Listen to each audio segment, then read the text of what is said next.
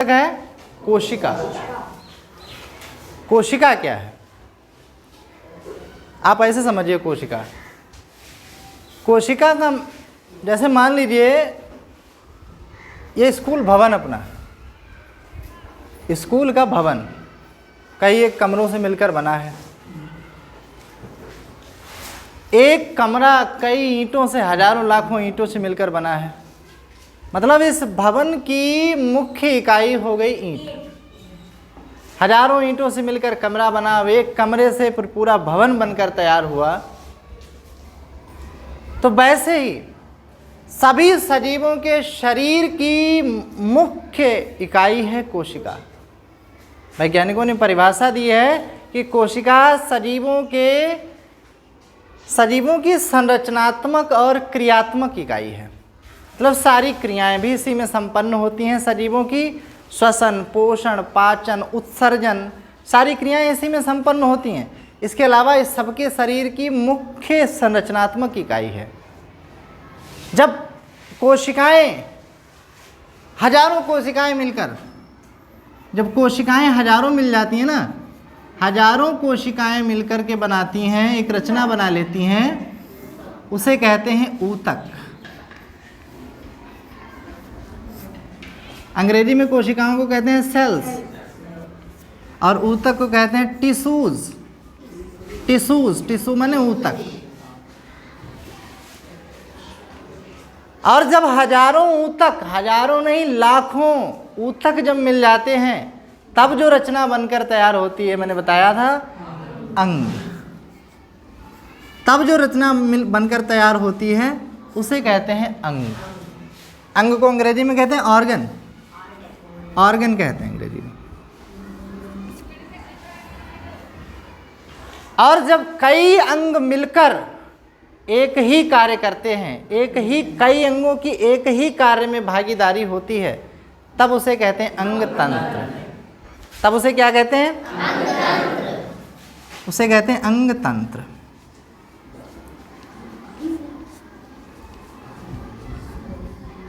Organ system, तंत्र मतलब system, organ system कहते हैं। तब उसे कहते हैं ऑर्गन सिस्टम। जैसे मान लीजिए पाचन की बात करें, पाचन, हमारे शरीर में पाचन होता है। तो पाचन में कौन कौन भाग लेते हैं? दांत से शुरुआत होती है। पहले दांत भोजन को महीन करेंगे, दांत, उसके बाद में फिर जो है मुख से भोजन नली से आमाशय, आमाशय से छोटी आंत, बड़ी आंत और यकृत और अग्न्याशय। इतने अंगों का योगदान रहता है भोजन को पचाने में। रहता है कि नहीं? मुख से स्टार्ट हुआ, मुख, भोजन नली, आमाशय, आमाशय के बाद में छोटी आंत, बड़ी आंत, यकृत, यकृत पचाने के लिए एंजाइम देता है, पित्ताशय, अग्न्याशय।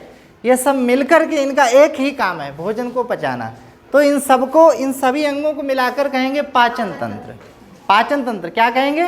वे सारे अंग जो मिलकर एक ही काम, मतलब भोजन को पचाने का काम करें, उनको कहेंगे पाचन तंत्र। अब ऐसे मान लीजिए श्वसन, श्वसन एक क्रिया है। ऑक्सीजन को लेना और फिर रक्त में पहुंचाना, श्वसन एक क्रिया है। तो श्वसन में कौन कौन भाग लेता है? हमारी नाक, नासिका, नोज।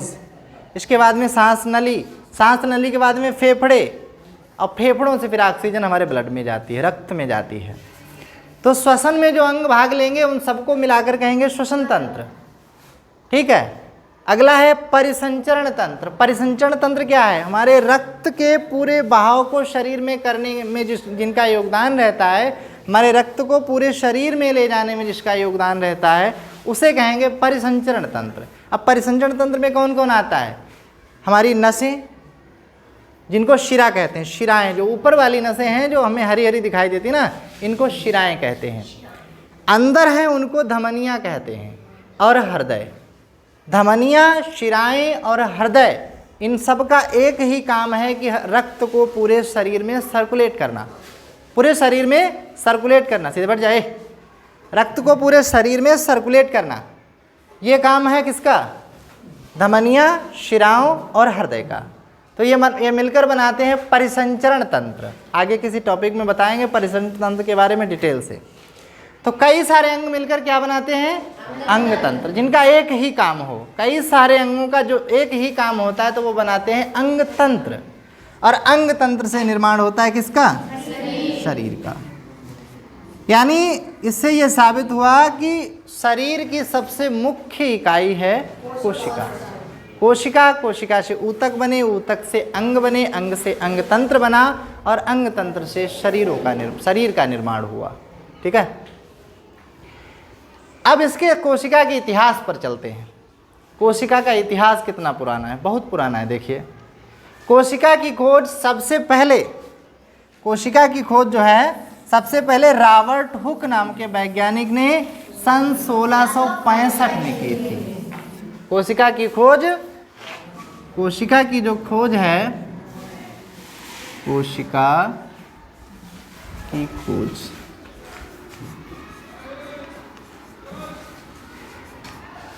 रॉबर्ट हुक ने की थी। रॉबर्ट हुक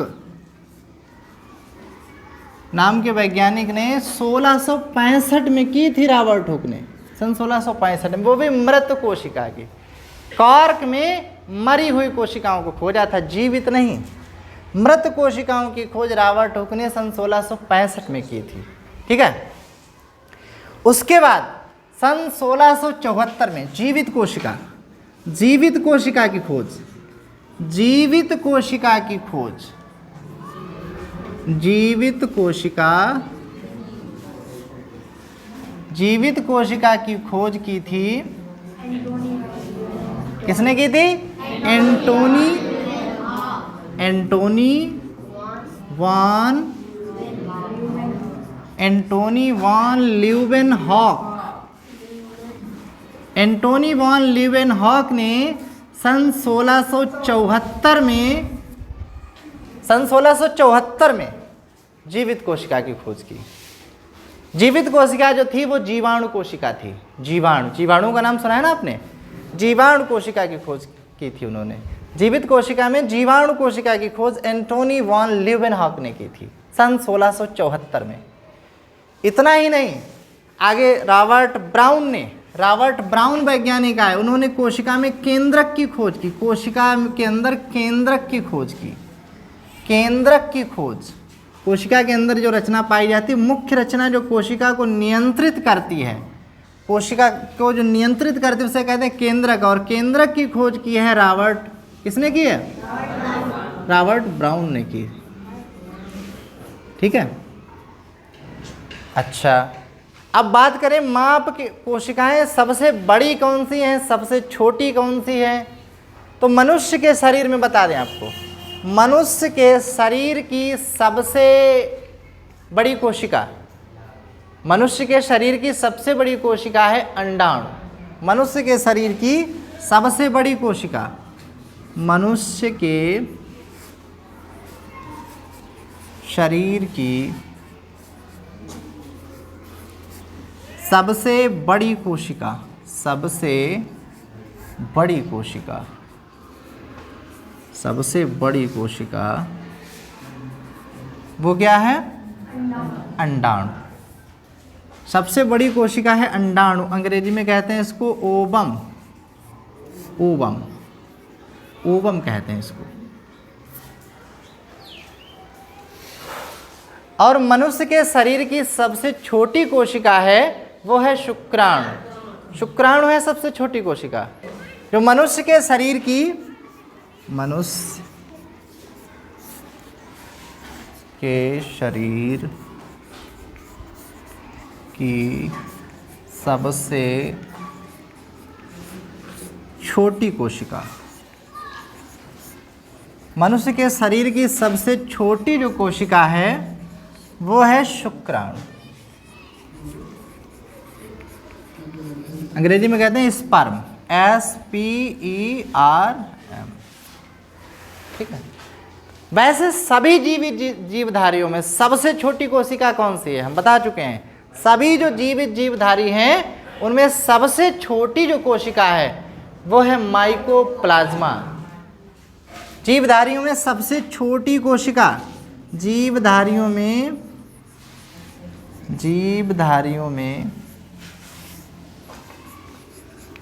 सबसे छोटी कोशिका, सबसे छोटी कोशिका, जीवधारियों में सबसे छोटी कोशिका है वो है माइकोप्लाज्मा, माइकोप्लाज्मा, माइकोप्लाज्मा। इसे PPLO भी शॉर्ट में कहा जाता है, PPLO, माइकोप्लाज्मा को। अच्छा,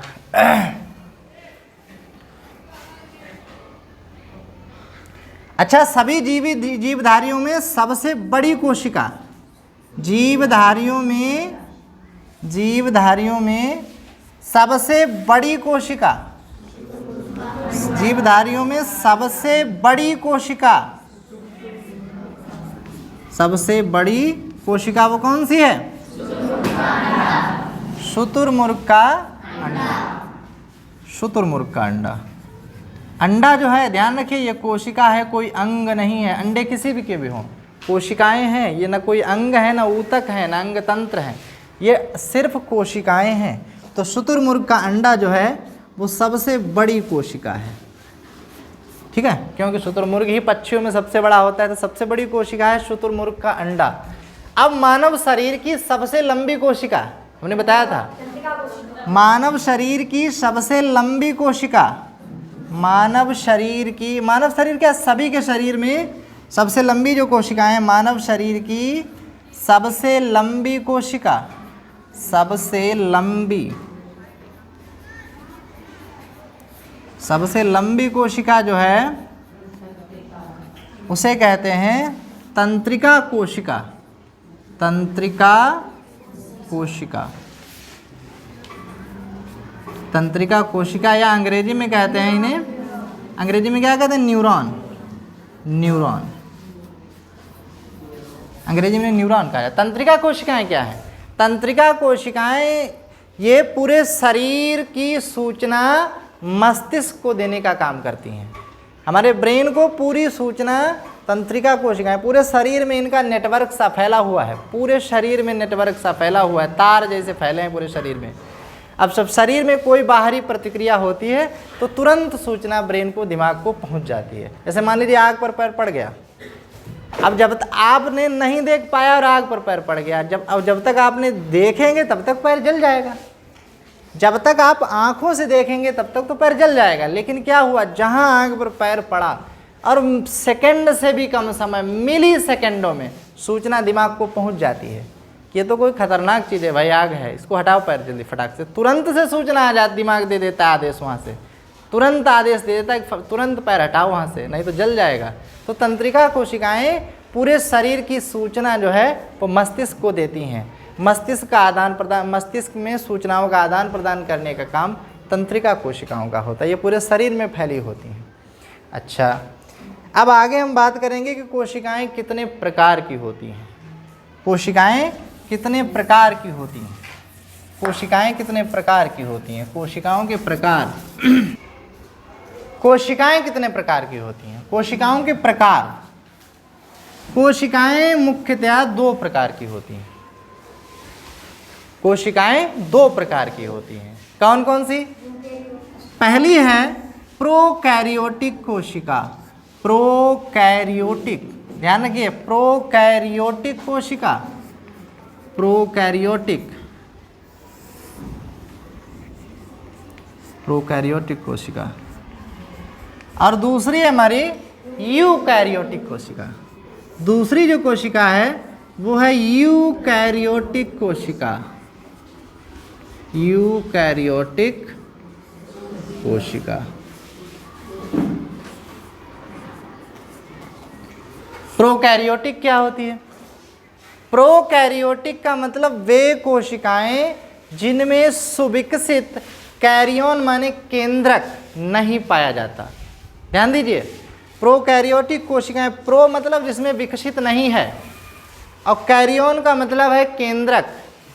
वे कोशिकाएं जिनमें सुविकसित केंद्रक नहीं पाया जाता, इसके अलावा और भी कोशिकांग नहीं पाए जाते। कोशिका के अंदर भी बहुत से अंग होते हैं, उन्हें कोशिकांग कहा जाता है, वो भी नहीं पाए जाते, उन्हें कहते हैं प्रोकैरियोटिक कोशिकाएं।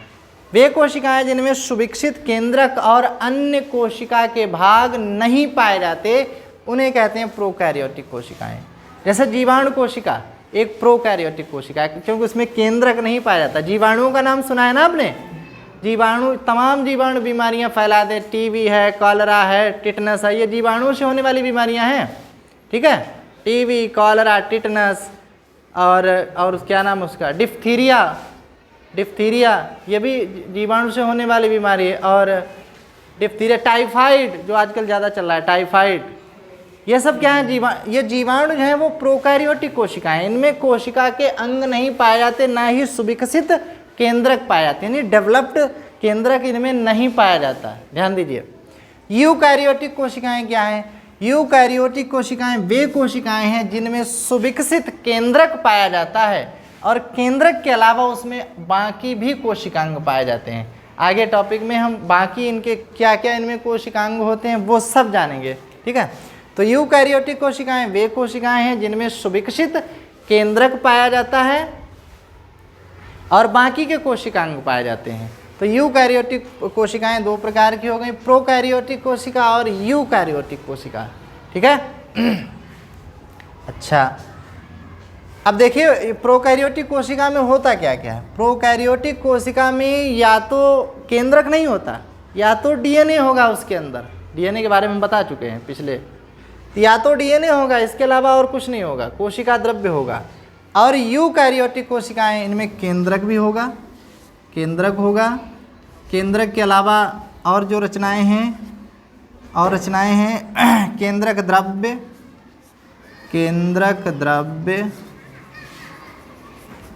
और इसमें होगा गुणसूत्र, ये रचनाएं होंगी गुणसूत्र के बाद में अंतः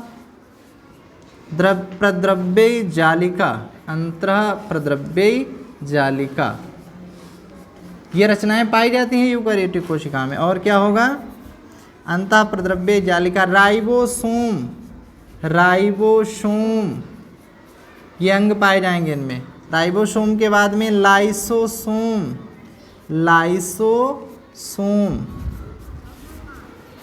आदि और भी हैं आगे, ठीक है। तो ये तो रहे कोशिकाओं के प्रकार, प्रोकैरियोटिक कोशिका और यूकैरियोटिक कोशिका। इसके अलावा अब हम जानेंगे जंतु कोशिका और वनस्पति कोशिका के बारे में। जंतु कोशिका और वनस्पति कोशिका। जंतु कोशिका जो जंतुओं की कोशिकाएं हैं, अब वनस्पति कोशिका का मतलब है जो पौधों की कोशिकाएं। जरूर उनमें अंतर होगा कुछ, पौधों की कोशिकाएं और जंतु की कोशिकाओं में जरूर अंतर होगा ना, तभी तो पौधे अलग हैं, जंतु अलग हैं। जंतु कोशिका और पौधों की कोशिकाओं में अंतर जानेंगे। तो एक तरफ देख लेंगे जंतु कोशिका और दूसरी तरफ वनस्पति कोशिका। जंतु कोशिका एक तरफ, दूसरी तरफ वनस्पति कोशिका। वनस्पति कोशिका।